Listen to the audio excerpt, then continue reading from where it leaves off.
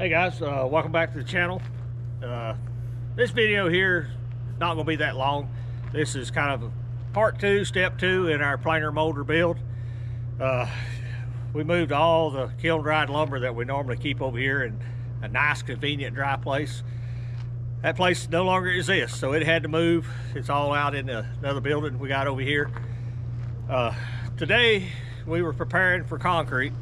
We got 3 or 4 days before they actually get poured. So we did have 18.5 ton of gravel here. We'll talk about where it went in just a minute. So hang on and I'll be right back.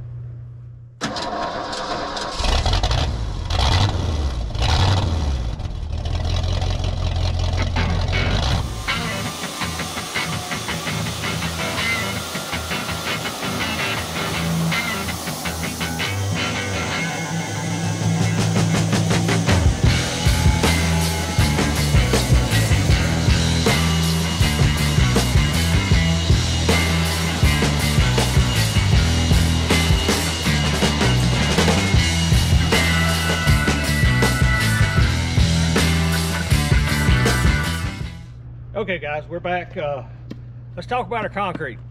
Why are we pouring concrete? Well, the big machine we got weighs somewhere around 4,000 pounds. It needs a good solid base to sit on. And Matthew and I have a problem picking up our feet. We trip over all this gravel. I ain't doing that. So we're gonna pour a pad of concrete here, mainly for this molder planer.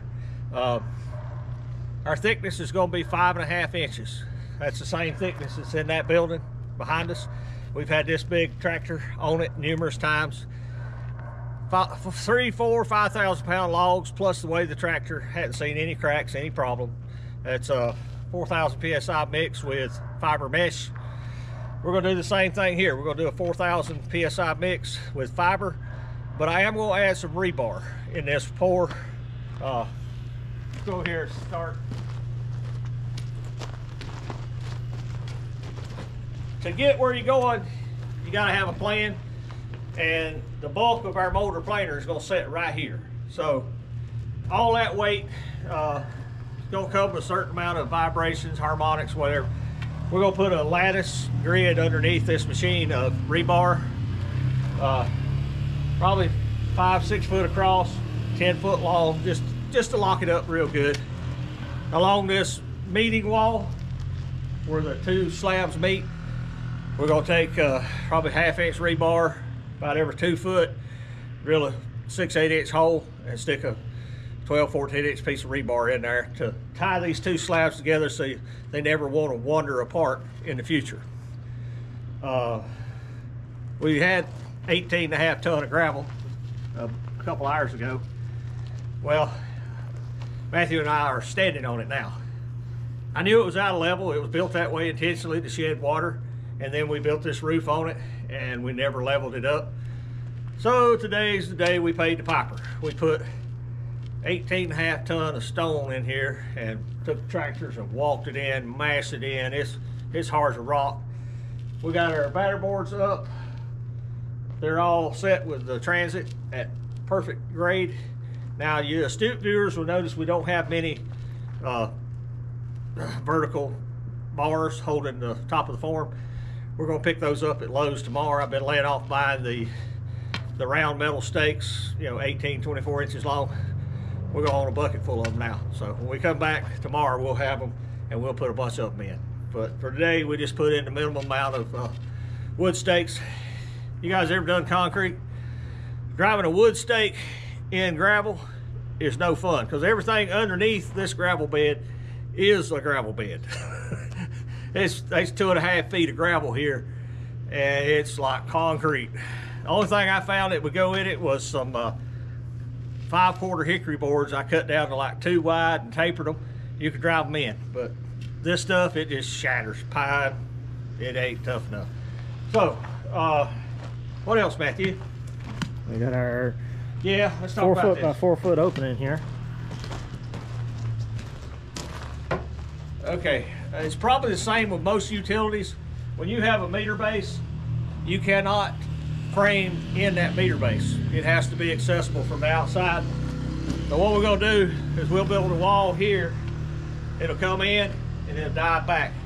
And they'll be able to, if they want to, walk in here and look at the meter. Now he told me I could pour it solid, but I'm not gonna do it for a couple reasons. One, I got some water lines close by. I hope never have to, may need to get into. Plus, they're gonna come right back in here and dig this up and put our 3-phase meter and panel here. So we'll just, once they're done with all they're gonna do, we'll just level it off with some nice clean gravel, and we'll have a little jog in the corner of our building.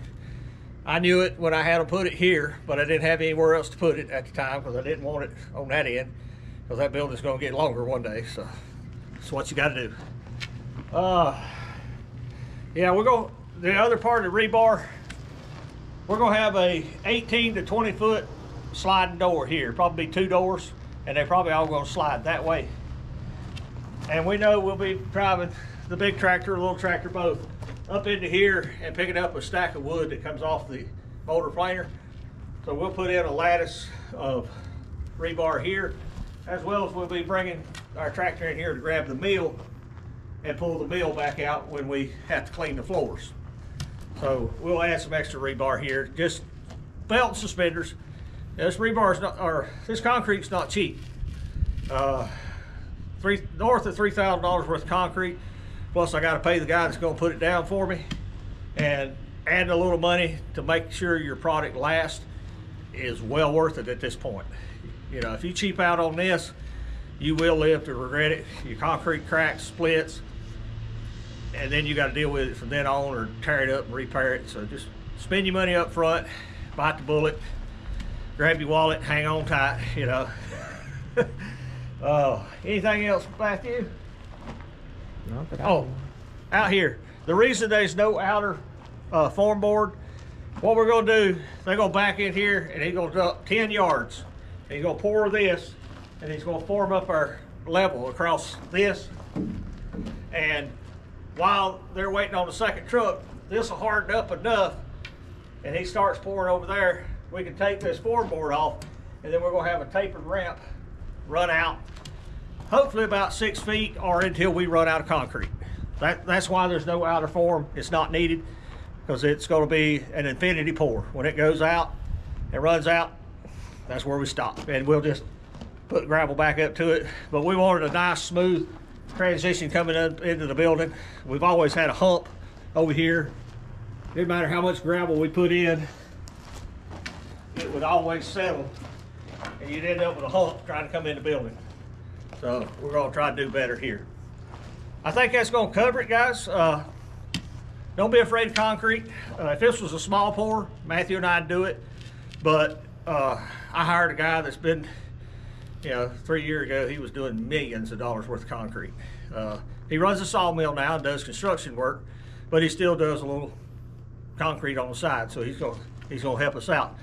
But there's a learning curve through this, and like I say, on a small pour or footings, don't be afraid to do it yourself. But this, I'm willing to pay a little money because I want a good, slick, smooth finish, and it's money well spent.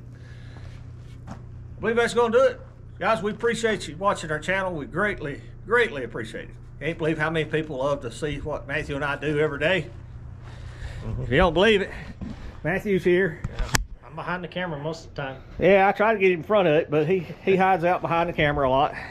Well, somebody's got to make you stop talking every once in a while. Yeah, somebody's got to tell me to shut up. So, if you would, please like, subscribe, and share our videos. Our viewer count is going up by leaps and bounds. It's greatly appreciated. Guys, we'll see you back at the mill. Thank you for watching. Here's a video selection and a playlist suggestion. Click here to subscribe for more great content. We'll see you at the mill.